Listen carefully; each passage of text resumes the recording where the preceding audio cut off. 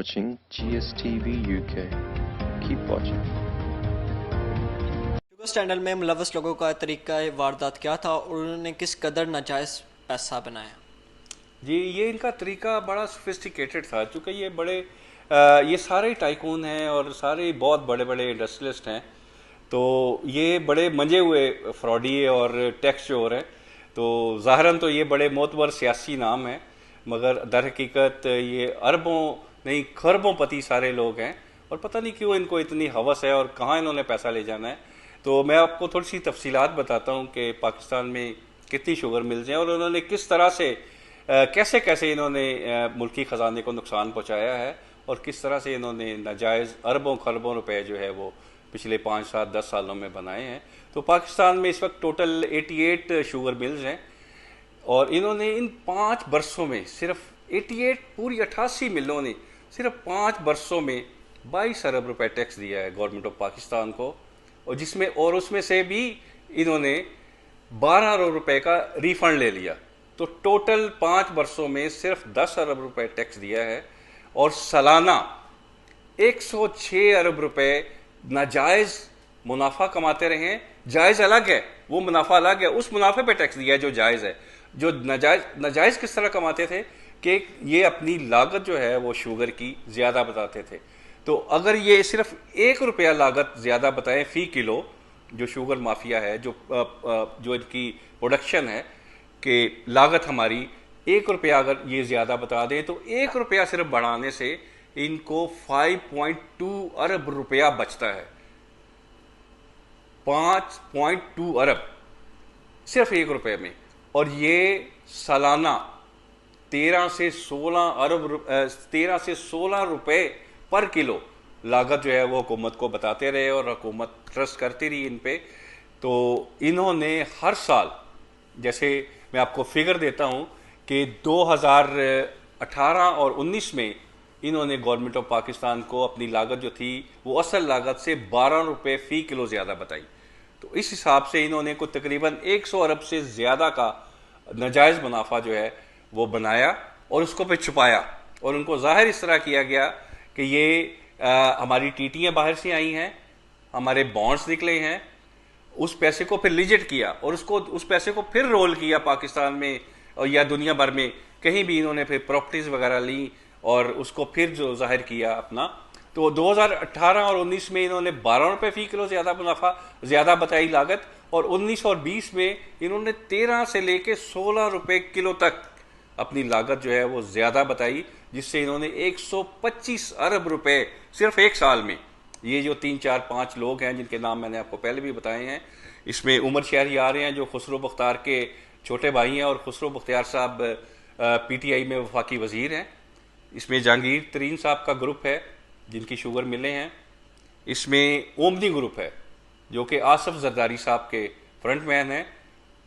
Omni group को मुराद अली शाह ने सिर्फ एक साल में 9.2 अरब रुपया सिर्फ सब्सिडी दी है, और अरबों रुपया वो इसके अलावा है जो उन्होंने नाजायज़ बनाया है।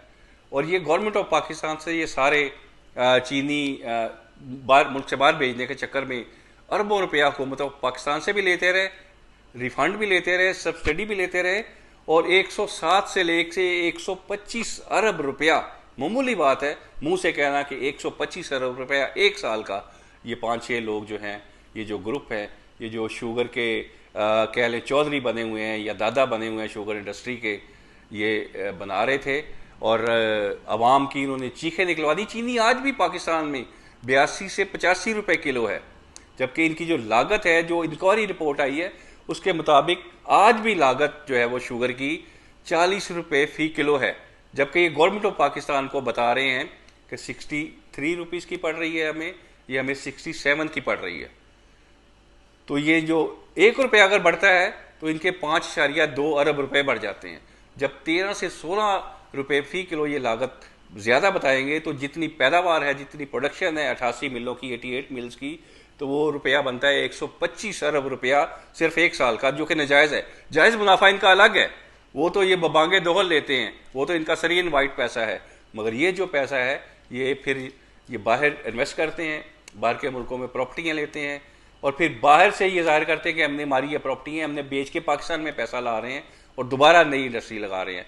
तो इस सारे सिलसिले में जो इंक्वायरी कमीशन है इसने इस्तता की गई है, इसमें सजेशन दी गई है कि इनके ऊपर नैब, FIA और FBR जो है वो मुलविस हो और इनके ऊपर फौजदारी मुकदमात कायम किए जाएं और इनसे वो जो पैसा जो ये नाजायज़ ले चुके हैं, जो सालाना कई 100 अरब रुपया ये पिछले 7 से 8 साल में 10 साल में ये ले रहे थे।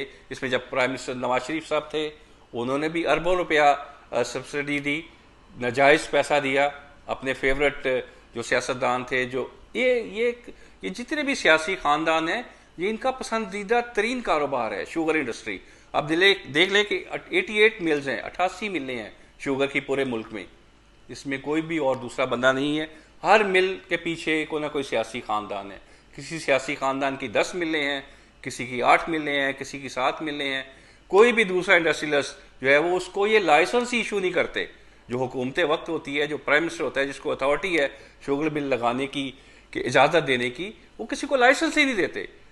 वो इसलिए कि इतना पैसा है इस इंडस्ट्री में, मैं समझता हूँ कि ड्रग्स से ज़्यादा पैसा है, क्योंकि इनका तरीका वारदात जो है वो इन्होंने बड़ा सोफिस्टिकेटेड बनाया हुआ है कि ऊपर से ये जाहिर करते हैं कि हम आवाम के खैर ख्वाह हैं और हमें गन्ना ही महंगा मिलता है, जबकि गन्ना की जो सरकारी कीमत थी वो 194 रुपये मन थी जो सरकार ने मुकर्रर की थी पिछले साल। मगर ये इन्होंने काश्तकारों की चीखें निकलवा दी। ये काश्तकारों से गन्ना खरीदते रहे 140 रुपये मन, जबकि हुकूमत ने जो रेट मुकर्रर किया था 194 रुपीज़ था। तो ये काश्तकार को भी 30-35% नुकसान पहुंचाते रहे। तो मैं समझता हूं कि पता नहीं इन्होंने पैसा कहां ले जाना है, कब्रों में ले जाना है, कहां पे लेके जाना है। कि काश्तकार जो मेहनत करता है, जो मुशक्क़त करता है, जो 6-8 महीने 6 महीने उस फसल को परवान चढ़ाता है, उसको काट के लेके जाता है, 4-4 दिन उसका माल जो है वो बाहर पड़ा रहता है ट्रॉलियों में, उसकी वसूली नहीं करते। वो इसलिए नहीं करते कि ये जितना सूखना ड्राई होना है ये बाहर ही हो जाए। अगर हमने इनसे आज खरीद लिया तो 3-4 दिन बाद इसकी क्रशिंग होगी तो ये 10-15% ये ड्राई हो जाएगा, सूख जाएगा। तो ये जो माल ड्राई होता है वो भी वो बेचारे काश्तकार पे भी डालते हैं और उनको पैसे भी 6-6 महीने बाद देते हैं। उनको कच्ची रसीदें देते हैं कि ये हमने आपसे पैसा माल वसूल किया, और उनको रुला के पैसे देते हैं। और ऊपर से ये गवर्नमेंट से भी सब्सिडी लेते हैं, टैक्स में भी रिफंड लेते हैं और अरबों रुपए का नाजायज़ सालाना मुनाफा भी बनाते हैं। जी, थैंक यू वेरी मच। बहुत शुक्रिया।